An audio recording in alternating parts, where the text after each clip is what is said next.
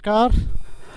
आज हम बात करेंगे जोन नंबर 29 के निर्दलीय प्रत्याशी हरप्रीत सिंह ढिल्लों, जो कि इस मैदान में उतरे हैं जोन नंबर 29 से, और इनसे जानेंगे कि इनके क्या मुद्दे और एजेंडे हैं जो जनता इनको सहयोग करे।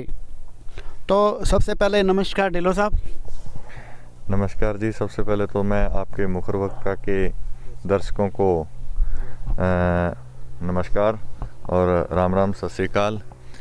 देखो जी, ये चुनाव लोकल मुद्दों पे लड़ा जाता है और मैं जब पहले प्रदेश कांग्रेस में सेक्रेटरी था तो मैंने जनता के मुद्दे विपक्ष में थे तब भी उठाए थे, और सबसे बड़े मेन मुद्दे तो किसानी के मुद्दे थे।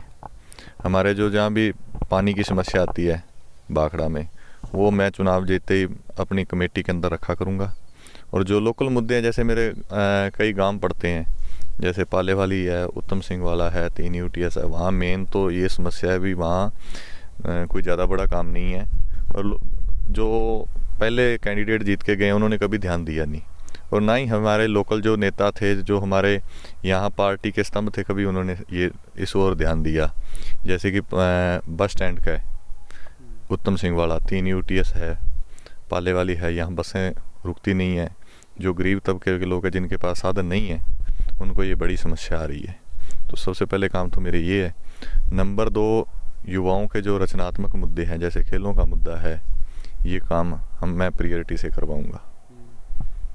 और नंबर, जैसे कई जगह ऐसी है, जैसे ढाणियाँ है, ढाणियों के अंदर पानी की बड़ी समस्या है, तो वो मेरी ये मेन रहेगी प्रियोरिटी भी, घर घर तक पानी पहुंचाया जाए, क्योंकि ये जिला परिषद एक ज़िले का बहुत बड़ा मंच है। ये प्रस्ताव इसमें जो रखा जाता है उस पर सरकार को अमल करना ही होता है। तो ढिल्लों साहब, आपका शिक्षा के लिए आपका क्या कहना है, उसके लिए आपके क्या योजनाएं हैं? शिक्षा के लिए योजनाएं तो देखो जी, जो हम रखेंगे वो सरकार बनाएगी, परंतु मेन ये होगा जहाँ पे भी सीटें खाली पड़ी है अध्यापकों की, और वो पूरी यानी कि सिलेबस पूरा नहीं हो पाता, यानी कि 2-2 सब्जेक्ट के एक टीचर संभाल रहा है, तो वो पहली प्रियोरिटी तो वो रहेगी हमारी करवाने की। बाकी जैसे जो गरीब समाज है वो जैसे इंग्लिश मीडियम स्कूल में नहीं पढ़वा पाते, और सरकार ने एक स्कीम शुरू की अभी इंग्लिश मीडियम स्कूलों में कन्वर्ट किया जा रहा है। तो जैसे जैसे हम देखा जाएगा भी इस गांव में सेट हो सकता, तो वो हम करवाने का प्रयास करेंगे। अच्छा, अब जैसे पानी का है, बिजली का है, मूलभूत सुविधाएं तो यही हैं, उसके अलावा कोई ऐसी कोई समस्या? जैसे आपका एरिया तो बहुत लंबा चौड़ा है, आपके 10-11 पंचायतें आपके इसमें जोन में लगती हैं जिला परिषद के, तो इसके अंदर कोई सबसे ज़्यादा एक प्रमुख रूप से कोई मुख्य काम हो जो आपने एक सोच रखा हो?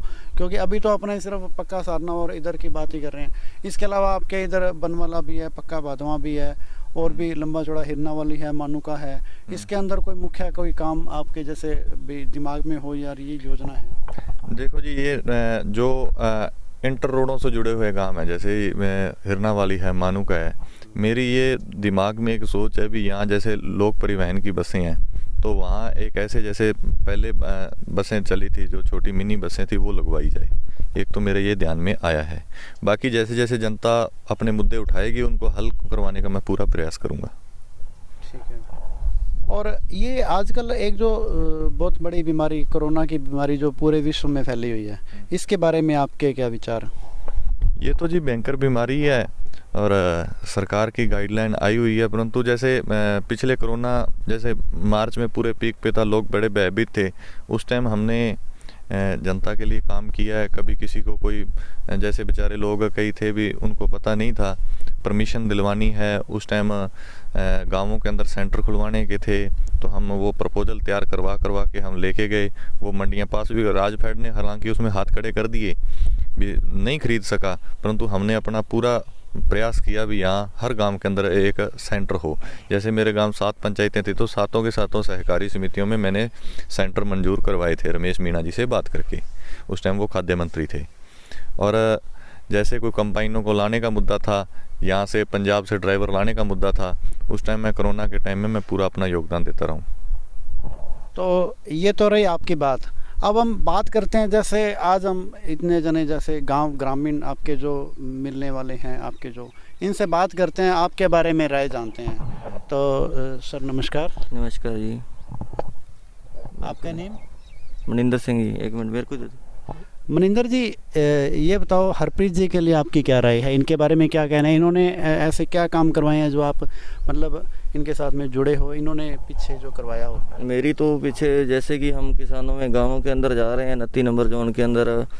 हाँ हाँ जी, हरप्रीत जी के साथ चलते हैं और किसानों के जो इन्होंने कराए हुए काम है, जैसे कि इन्होंने किसानों का नरमा था, मंडी में जाता था और वहाँ पे 2-2 दिन ट्रालियाँ खड़ी रहती थी और तुलती नहीं थी। उसके बाद भाई साहब ने वहाँ पे जाके और उन किसानों से बातचीत की और जो उनकी कटौती होती थी, जैसे कि वहाँ पे जो भी सिस्टम था उनका, आगे दुकानों पे नरमा नहीं तुलता था और कटौती करते थे और किसान 2 दिन रुकने के बाद वहाँ पे नरमा दे के चला जाता था। और उसके बाद इन्होंने कटौती लगभग 28 लाख रुपए किसानों के खाते में दोबारा वहाँ पे इन्होंने अपना योगदान देकर 28 लाख रुपए खाते में डलवाए हैं। और इसके कारण हमारे साथ गांवों के किसान अच्छा सहयोग दे रहे हैं। और दूसरी बात ये है, लॉकडाउन के अंदर इन्होंने किसी भी प्रकार की किसी भी समस्या थी, जैसे कि कई बार किसी ने कोई निजी रिश्तेदारी में जैसे कि मर्ग हो जाती थी और उनको परमिशन नहीं मिलती थी, ये साथ जाकर उनको एसडीएम साहब से परमिशन भी दिलवाई है। और साथ में जैसे कि तूड़ी रिपर है, कंपाइन है, इन्होंने पंजाब में से उनको परमिशन मंगवा कर यहाँ पे सभी किसानों का साथ दिया और साथ चलकर इन्होंने काम करवाए हैं। युवा लड़के हैं, आगे आने वाले लड़के हैं। और जैसे कि लोग हरविंदर सिंह है, उन्होंने तो पिछले 5 वर्ष में, ये थे हमारे साथ उनके जो यूथ हैं। तो और कौन बोलना चाहेंगे क्या हरप्रीत जी के बारे में और कुछ? क्या आपका पहले अपना नाम बताएं आप? सर मेरा नाम शिषपाल है, मैं गांव जंडावाली से हूँ। ठीक है। तो शिषपाल जी, आप बताएं कि हरप्रीत जी के साथ में आप जुड़े हो, तो ऐसा क्या हरप्रीत जी के अंदर आपने देखा जो मतलब उनके साथ में आप जुड़े हो? सर सबसे बड़ी बात ये, हाँ जी छोटा बताना। अच्छा, मैं ये कह रहा हूँ कि हरप्रीत जी एक तो युवा हैं, ठीक है, और ये सभी के इस विकास के क्षेत्र में सभी के चाहते भी हैं। पीछे जो मतलब लॉकडाउन लगा है उसमें इन्होंने खुल बढ़कर अपना सहयोग किया है। इतना ही कहना चाहूँगा, इसके आगे मैं कुछ नहीं कहना चाहूँगा। तो ये थे हरप्रीत जी के बारे में विचार, जो विकास के क्षेत्र में बहुत ही आगे बढ़ चढ़कर भाग लेते हैं और गरीबों के काम आते हैं। ऐसा इनके मिलने वाले और भी बहुत सारे लोग हैं जो ये बात कह देते हैं। और ये तो जैसे 10-15 लोग ही खड़े हैं, हमने खुद ने सैकड़ों से बात भी करी है कि हरप्रीत जी के बारे में ये बहुत कुछ सुनने को मिलता है, क्योंकि ये कांग्रेस से जुड़े भी हुए थे। तो ठीक है, अब टिकट नहीं मिली तो निर्दलीय के रूप में मैदान में उतरे हैं। तो हरप्रीत जी, ये बताइए कि आप जैसे आपके जो मतदाता हैं उनसे आप क्या अपील और क्या सुझाव क्या देना चाहेंगे? मतदाताओं से तो मैं यही अपील करना चाहता हूँ जी, 5 दिसंबर को मतदान हो रहा है और 6 नंबर बैलेट पे 6 नंबर है, ट्रैक्टर का निशान है, उसके सामने वाला बटन दबाकर मुझे सफल बनाएं जोन नंबर 29 में।